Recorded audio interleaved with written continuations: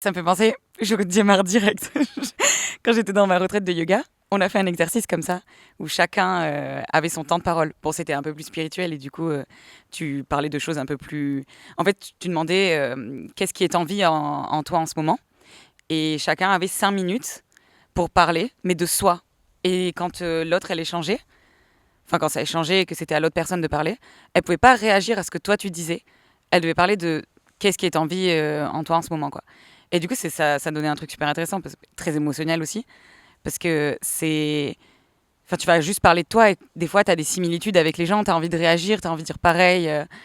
Euh, ah, moi aussi, ou alors je te comprends et tout. Là, tu faisais l'exercice de vraiment pas le faire. Et c'est intéressant parce qu'au moins, tu as enfin aussi ta place pour dire tes émotions et ce qui se passe en toi. Même si tu comprends la personne et que tu veux l'aider, il y a aussi ton temps pour toi t'aider, tu vois. Voilà. Ouais, j'aime bien l'exercice. Du coup, si tu veux, on peut le faire. Du coup, qu'est-ce qu'il y a en toi en ce moment? En ce moment, bah, euh, tu m'en poses une là. J'étais pas prête à la question. On peut partir sur autre chose, mais tu dis, dans ce cas-là, c'était plus spirituel et tout ça, les dialogues dans ta retraite de yoga. Mais là, c'est le thème de ce podcast. Donc, n'hésite pas à aller au plus loin possible dans la spiritualité. C'est pour ça que les gens sont là aussi. Ok, parfait. Non, mais de toute façon, c'est bah, justement qu'est-ce qui est en vie actuellement en moi. Bah, justement, beaucoup de spiritualité, beaucoup de travail personnel.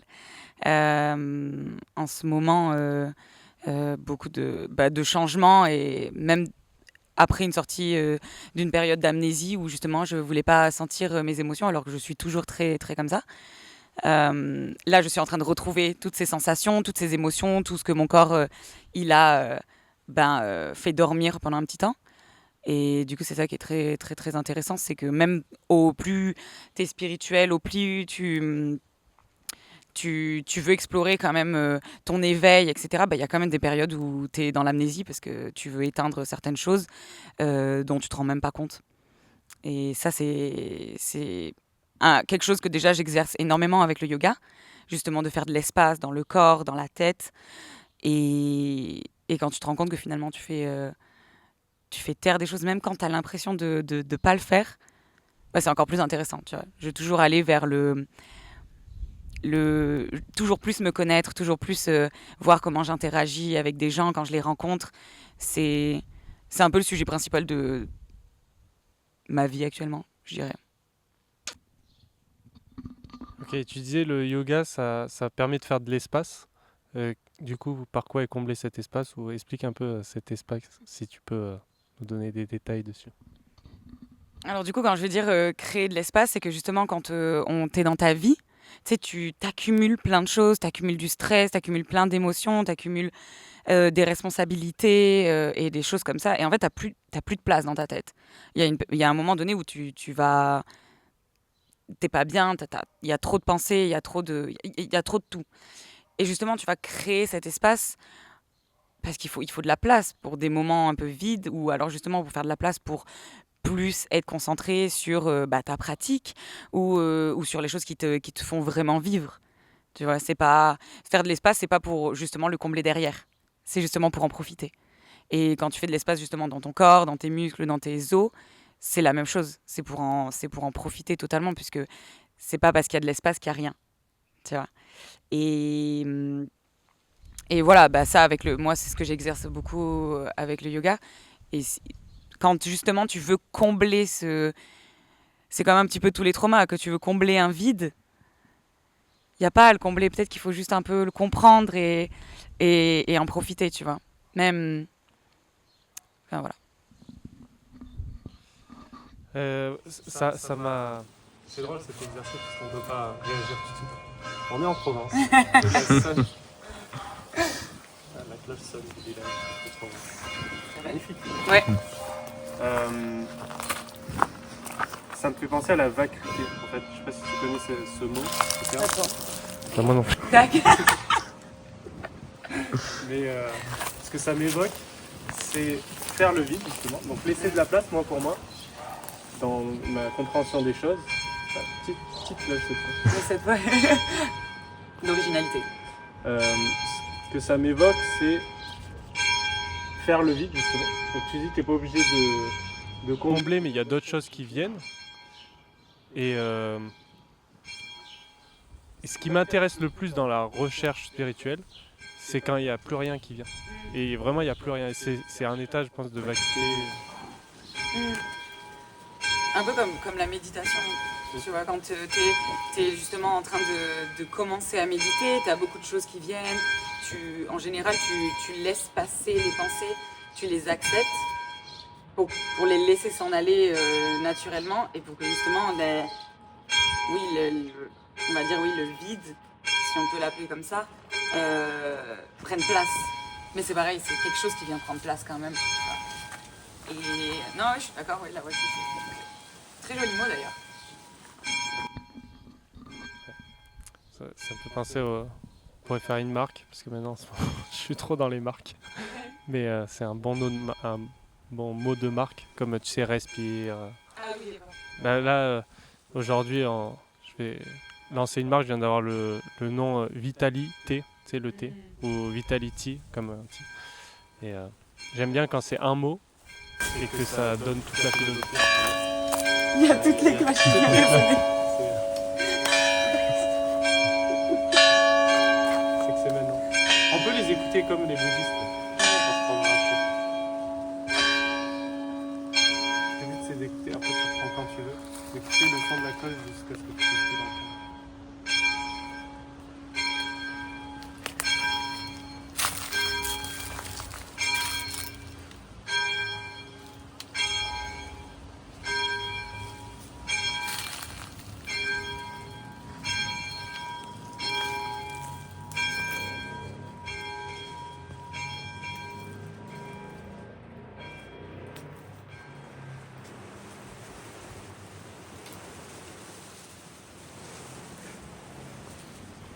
C'est moi qui l'ai. C'était autour de la cloche en vrai, on l'a pas laissé parler par contre. C'est pas très bien. Et ah oui, tu faisais référence aux marques. Que maintenant tu peux créer des marques. Ouais, ça c'est parce que là t'es créatif là tout de suite. Du coup, il y a beaucoup de. T'y penses beaucoup et du coup ça vient à toi. Merci, que ça je peux m'exprimer enfin. Non, ce qui me venait, moi je réponds à ça et après j'essaye de pas oublier ce que j'avais en tête.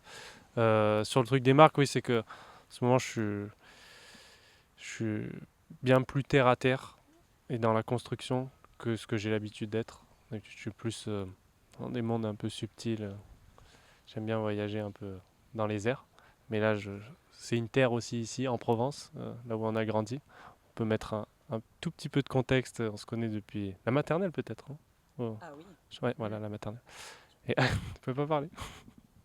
Mais ouais, donc voilà, ça fait quand même en ce moment. Donc c'est notre terre d'enfance. Et moi, c'est un peu mes racines aussi. Et du coup, racines, terre, construction. Et donc, pour moi, ça passe à travers les marques. Dans le sens où c'est un peu mon job, un peu pour gagner de l'argent et du coup manger. C'est des trucs très terre à terre. C'est comme ça que je le vois. Et je fais juste une petite parenthèse avant que tu puisses revenir sur ça. C'est qu'est-ce qui, si tu veux rebondir sur ça, tu peux, mais sinon, qu'est-ce qui, pendant le son de la cloche, quand tu as essayé de l'écouter jusqu'à la fin, est-ce qu'il y a une pensée qui est venue à ce moment-là? Comme dans une méditation que tu essayes de faire le vide, tu as souvent des pensées qui viennent. Là, est-ce qu'il y en a une qui est venue? Là, sur celle-là, non. Plutôt écouter le son. Après, est-ce que tu voulais que j'écoute, enfin, dans le sens plutôt la fin d'un ding ou non, c'est ça que j'allais dire.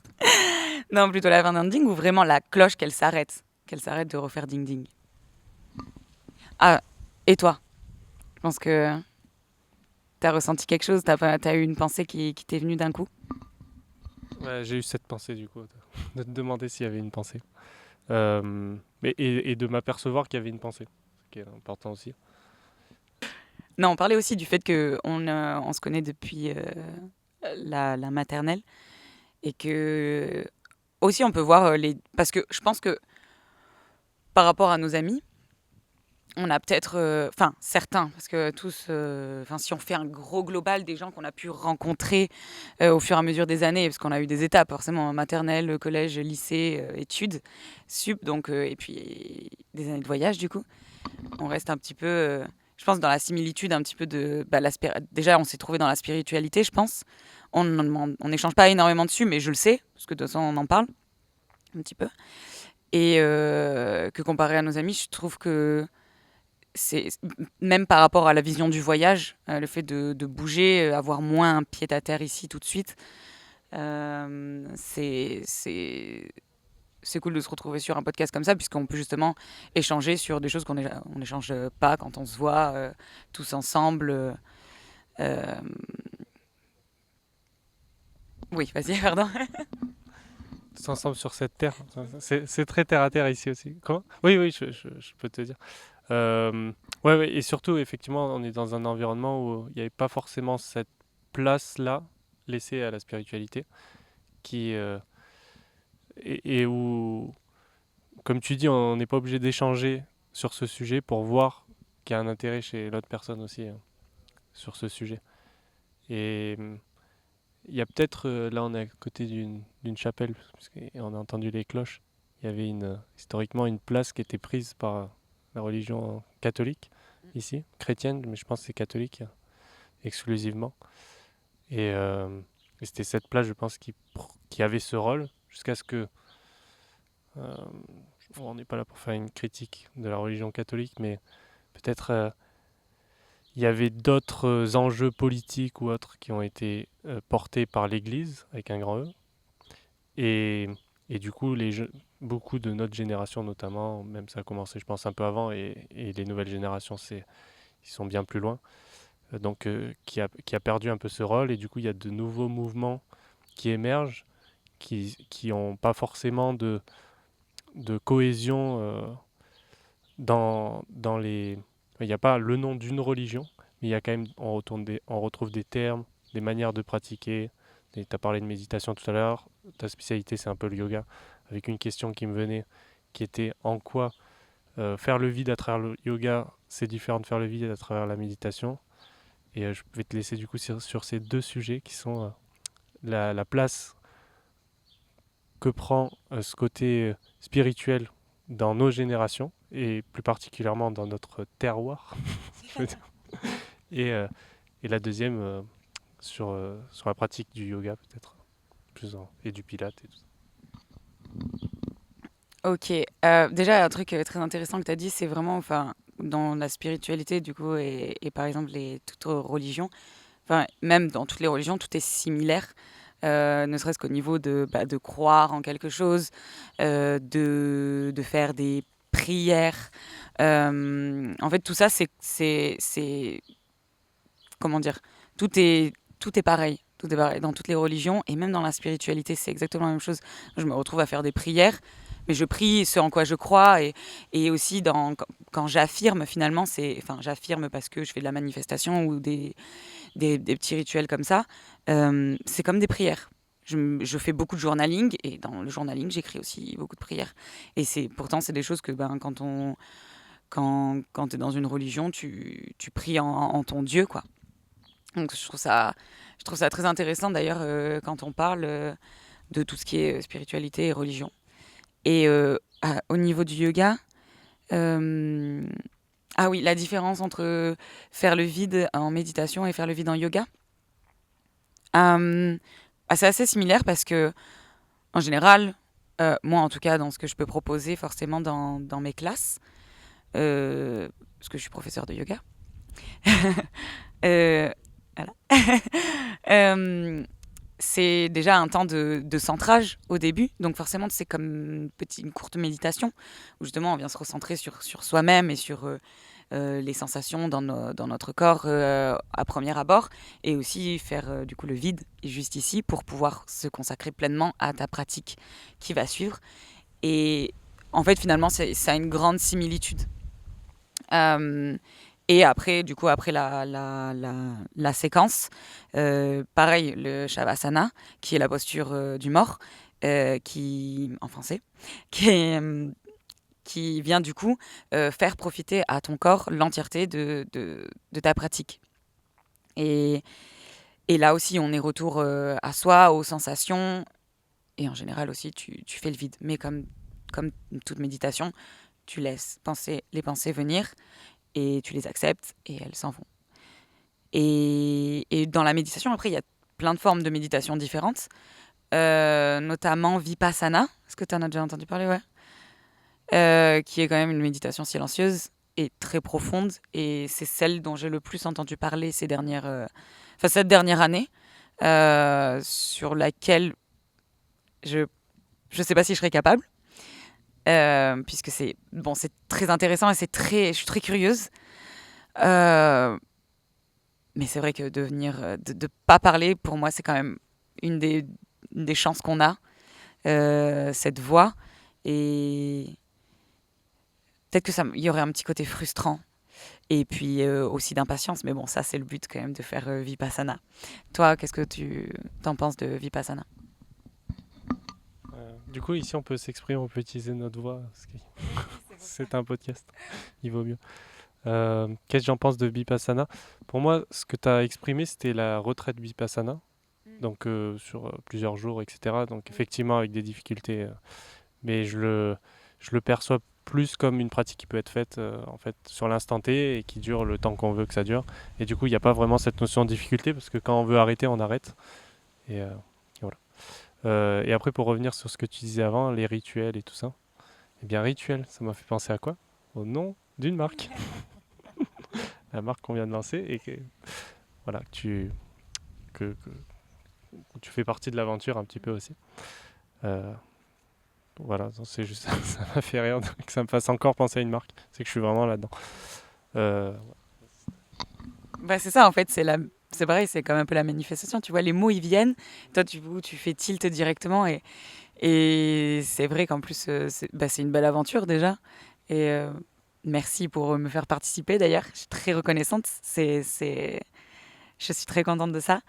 Et, et du coup, si on peut parler de rituel, euh, c'est encore, ça a encore plus de sens, tu vois, puisque justement, bon, tu le verras dans la vidéo que j'ai faite, justement où je parle de rituel, je viens de m'en rendre compte que j'ai rajouté aussi le mot rituel, mais pas en pleine conscience de la marque, mais vraiment de- juste de mes paroles, de mes mots, tu vois, et de ce que je fais au quotidien. Et est-ce que toi, tu pratiques des rituels un peu? ouais, ouais, ouais. Différent avec ceux de la marque, parce que la marque, c'est des produits pour aider pour résoudre différents problèmes. Mais oui, pour moi, dans ma vie, je pratique des rituels. Euh, Après, si dans la notion de rituel, il y a une notion de ponctualité dans la pratique, j'en ai moins. Mais sinon, en fait, dans mes pratiques spirituelles, si tu veux, et récurrentes, comme ça, on a la notion de rituel. Pour moi, c'est à peu près comme ça que je le définis. Euh, j'en ai emprunté à différentes religions ou courants de pensée que j'ai croisés sur mon chemin. Et par exemple, la pratique du yoga, un peu, en tout cas du mouvement du corps pour se connecter à quelque chose de plus grand, mais aussi à l'intérieur, quoi, à l'intérieur et à l'extérieur, pour se connecter au tout, c'est l'islam. En fait, j'ai un ami une fois, parce que je suis allé au Maroc, notamment, où je suis allé assez loin dans la découverte de la religion, comme je l'ai fait avec d'autres religions aussi. Et, et j'ai un ami qui m'a dit, en fait, la prière qu'on fait de l'islam, en fait, on est debout, ensuite on se penche, et ensuite on se met par terre, et ensuite on se met comme ça, là, allongé, et après on remonte et on fait ça plusieurs fois. En fait, c'est un yoga. Et cet ami-là, lui, il est musulman, et il est extrêmement éveillé, si on peut dire ça comme ça. Je trouve, et là en ce moment il est à la Mecque en plus, quand il me parle, je sens la résonance de ce qu'il dit, c'est incroyable. Et, et moi je suis pas forcément soit musulman, soit chrétien, je pioche ce qui m'intéresse et ce que je trouve pertinent dans chacune des religions. Mais pour la pratique du yoga, du coup je fais de temps en temps la prière musulmane, sans être spécifiquement musulman. Enfin, je peux me sentir oui ou non musulman, mais peux me sentir oui ou non tout quoi. Et, euh, et donc ça, c'en est une. Voilà, peut-être tu veux rebondir déjà sur ça. Non, mais c'est assez intéressant que tu dis ça justement, puisque pendant mon voyage à Bali, j'ai rencontré une personne aussi qui pratique l'islam et qui faisait sa prière. Et moi, j'ai peut-être par, je sais pas, jamais regardé, par respect, tu vois, j'ai jamais regardé quelqu'un faire sa prière ou quoi, parce que je pense que c'est un moment assez intime. Et je me rappelle, je rentre dans ma chambre d'hostel et, et déjà, ça m'a surprise parce que je rentre, je m'attendais à voir personne et silence total. Et je la vois à côté, j'ai eu super peur. Et en fait, je la voyais, du coup, comme tu disais, tu vois, monter, descendre, comme ça, avec ces mouvements. Moi, je suis vite partie parce que, ben, comme j'ai dit, par respect. Et, et justement, tu vois, nous, en yoga, on a, par exemple, ce qui s'appelle Surya Namaskara, tu vois. C'est la salutation au soleil, qui est assez connue, et je sais pas si tu en as déjà entendu parler, ouais.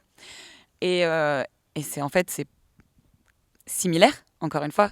Tu commences en haut avec tes positions et tout ça, tu descends vers le bas pour te descendre complètement au sol, pour ensuite remonter. Et, euh, et encore une fois, tu vois, c'est une similitude et voilà, tu vois, le fait que tu pioches un petit peu dans, dans chacune des religions aussi, c'est intéressant parce que aussi c'est très spirituel dans le sens où tu veux croire en ce que toi tu veux, tu as cette liberté. Et moi, j'ai un truc à dire justement là-dessus, et même notamment sur les rituels, du coup, que tu disais, ça dépend de la fréquence. Pour moi, il n'y a pas de règle. Il n'y a vraiment aucune règle. Il y a des jours enfin, des jours, des semaines, des mois, des années, où tu peux être hyper régulier tant que c'est déjà fait avec le cœur, ou alors des mois justement où tu ne l'es pas. Et c'est OK. Tout est OK, tu vois. Il faut juste accepter. C'est un énorme travail. Et, et ouais, dans cette notion de rituel, c'est très important. Je mettrais une petite nuance à plus que pas de règles, parce qu'en fait, c'est de là où je partais aussi comme constat, qu'il n'y a pas de il faut qu'à telle date, à telle heure, on fasse ça. Il y a des cycles, je pense, quand même. Et c'est des cycles qui nous sont propres et c'est préférable de les respecter. Dans le sens où, euh, si c'est un moment où tu dois te reconnecter avec la nature, l'univers, ou ton Dieu, Dieu, Allah, euh, Bouddha, tout ça. Enfin, Bouddha, c'est autre chose. Euh, il faut quand même prendre l'appel, quoi. Si ça sonne, hop, allô, ouais. Moi, c'est plus avec le christianisme que je communique, entre guillemets, avec Dieu par tout ce qui est intention et toutes ces notions-là. Plus le verbal, ce serait la religion catholique. Tout ce qui est, tu vois, physique, connexion à la terre, ce serait l'islam. Bon, enfin, connexion à la terre. Mais je trouve c'est des rituels qui ont euh, différents process qui amènent à différents résultats. Et du coup, je les utilise un peu comme ça. Et après, bon, il y a toute une partie qui n'est pas forcément ritualisée. Mais on peut. Dans un des podcasts de cette vidéo, c'est peut-être celui que tu as vu parce que tu as dit j'ai vu que les premiers. Et pour l'instant, il n'y a que les premiers. Mais on fait une safe place, là, safe bubble, sur une plage à Copenhague. Et rien que ça, pour moi, c'est un peu un rituel. Parce que tu installes un espace dans lequel tu dis aussi ce que tu veux euh, out of this conversation. Et donc, en fait, le rituel, ça peut être aussi dans le quotidien. Ou en fait, quand tu épluches une pomme ou une pêche en ce moment, par exemple, d'être présent dans ta... Ça m'arrive souvent en ce moment, parce qu'en ce moment, j'ai un niveau de pensée qui est très élevé. Ce qui peut être, pour tout ce qui est prise de décision, clarté d'esprit et tout ça, qui peut être handicapant. Et donc plus souvent presque que d'habitude, j'ai besoin de me réancrer dans le présent. Ça, je le fais par exemple en épluchant une pêche, j'essaye d'être là avec la pêche, quoi. Ah, ça, c'est très intéressant. Et ça, c'était venu très tôt. Euh, Il y a une personne qui m'avait parlé de ça, justement. Ça me fait toujours penser à ça. Euh, je peux dire un prénom. C'est ça, c'était Quentin Melliot. Ça me fait très penser à ça parce que quand on était à Toulouse, il avait dit quelque chose comme ça. Il avait lu quelque chose euh, il avait lu quelque chose qui l'avait marqué. Et je me rappelle qu'il me disait, j'essaie d'être connecté complètement au moment présent. Donc c'était assez tôt parce on avait quoi? C'était 10 ans en arrière hein, et quelques. Euh, c'est les débuts de l'ouverture à la spiritualité, je pense, pour nous tous. Et il avait dit justement, bah, maintenant, quand je fais la vaisselle, je fais la vaisselle. Ou quand je fais à manger, je fais à manger. Et je trouve que c'est un truc que bah, souvent, tu sais, t'as des petites choses qui te ramènent un petit peu où tu te rappelles. Ça, c'est quelque chose que je me rappelle assez souvent. Et je me dis, ok, je fais la vaisselle. Je le fais la vaisselle. Bah, c'est un petit aparté. Et justement, par rapport au cycle que tu racontais, euh, ça, c'est totalement vrai. Et justement, à partir du moment où tu commences à travailler dans la spiritualité, où tu crois en certaines énergies, où tu crois en certaines choses, il y a beaucoup de portails énergétiques qui se créent, notamment par rapport à certaines dates, ou selon les planètes, comment elles sont placées, notamment aussi la Lune. Moi, du coup, j'ai commencé à travailler avec la Lune, enfin à travailler, à me connecter et à faire un travail spirituel avec la Lune. Ça fait 1 an et j'ai vu énormément de choses. Notamment parce que j'ai compris que bah, là, nous les femmes, on était connectées à la Lune. Et forcément, on a beaucoup de similitudes, notamment avec le cycle menstruel déjà. Et puis, toute l'énergie lunaire et toute l'énergie féminine, ça va ensemble. Et en fait, tu as des rituels spéciaux, on va dire sur les grosses lignes, à la nouvelle lune et à la pleine lune. Et justement, pareil aussi, si je peux placer ça comme ça, en fait, en général, quand tu as la nouvelle lune qui apparaît le jour même de la nouvelle lune, donc le ciel est noir, c'est dans la noirceur que tu plantes tes graines, etc. Et c'est là que tu viens poser toutes tes bonnes intentions, enfin tes intentions et ce que tu veux, tes manifestations, etc. Et en fait, la lune, elle va croître, donc les énergies, elles sont montantes. Et c'est là que tu vas te sentir vivifiant et tout. Et à la full moon, du coup, c'est le moment de l'apogée. L'énergie, elle est à son apogée et c'est là que toutes tes manifestations, elles vont se réaliser. Alors attention, il faut être conscient quand même qu'il y a des choses qui viennent à toi parce qu'elles viennent à toi et que c'est normal et d'autres qui viennent pas parce que ça t'est pas dédié. Et, euh, et ensuite, quand elle décroît, c'est le moment de prendre soin de soi, de ralentir parce que de toute façon, les énergies, elles vont être plus basses. Et voilà, donc ça, c'est déjà encore plus un cycle, mais encore, c'est pour ça qu'il y a des rituels qui viennent à certains moments. Donc, comme tu disais, genre, si tu en as besoin, dans tous les cas, voilà, ça vient à toi. Mais il y a aussi des portails énergétiques qui se créent. Il y a selon comment tu te sens. Si tu te sens magique, ok, go for it, tu vois. Voilà. Génial. Tu sais ce qui m'est venu? Lunea. Lunea qui est le nom du produit qu'on lance. Mais c'est pour ça, je me suis inspiré de là pour le nom du produit, parce que je sens qu'il y a ce mouvement des femmes en l'occurrence, parce que c'est un produit pour les femmes, qui se reconnectent avec les cycles naturels, et notamment celui de la Lune. Et en fait, les cycles menstruels, effectivement, c'est très connecté à la Lune. Donc Lunea, ça me paraissait parfait. Et du coup, je vais te laisser sur ça si... Merci. Non, c'est clair. C'est très bien pensé en plus. Et, euh, et moi aussi, je pensais à ça, Diego. En plus, je pensais vraiment à la marque. Enfin, là, je parlais. C'est des choses que moi je pratique. Et tu vois, encore une fois, je pense que euh, c'est venu à moi aussi parce que c'est le fait que tu me proposes aussi pour la marque et tout ça, c'est clairement venu à moi pour certaines raisons et parce que justement c'est des énergies que tu attires. J'ai pas manifesté forcément quelque chose comme ça, mais je sais que ça m'est dédié parce que ça make sense, tu vois, genre sur le style de vie et la marque. Et puis d'ailleurs c'est une très très belle, je pense que c'est une très très belle marque et c'est très bien pensé. Et pour moi, je vois de belles choses.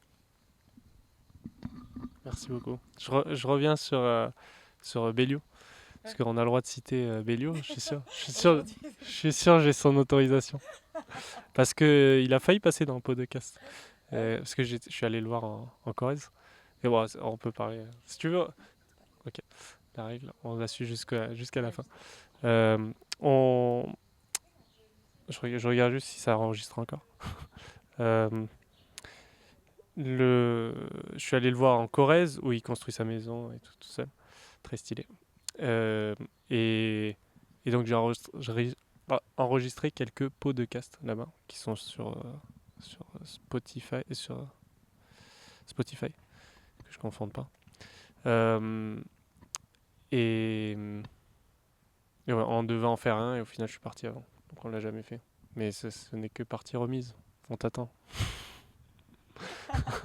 Oula, on t'attend. On peut clôturer sur ça si tu veux. Ah bah on va clôturer sur le mot de la fin, sur le dernier mot. Et on va lancer un mot. Je te laisse choisir. Ah, tu préfères que je te balance un mot? Un mot. euh, c'est le titre. Ça va être le titre de la vidéo. Le mot, ça va être. Non, ça va être en rapport avec la spiritualité, avec presque rituel. Oui, mais... C'est un peu trop. Oui. Mais avec les rituels, avec les cycles, avec le avec Yanis qui veut qu'on le cite, qui est le caméraman qu'on remercie énormément. Le caméraman professionnel, grâce à qui on aura des. Et d'ailleurs le monteur aussi. Il sait pas encore. Je savais pas, mais... Ah oui, il a pas le micro, il peut pas parler. Voilà.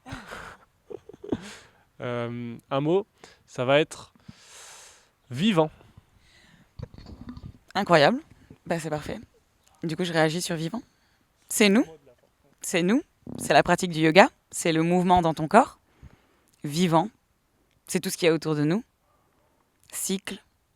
Et puis tout ce qu'il y a aussi très loin. Des années-lumière. C'est vivant.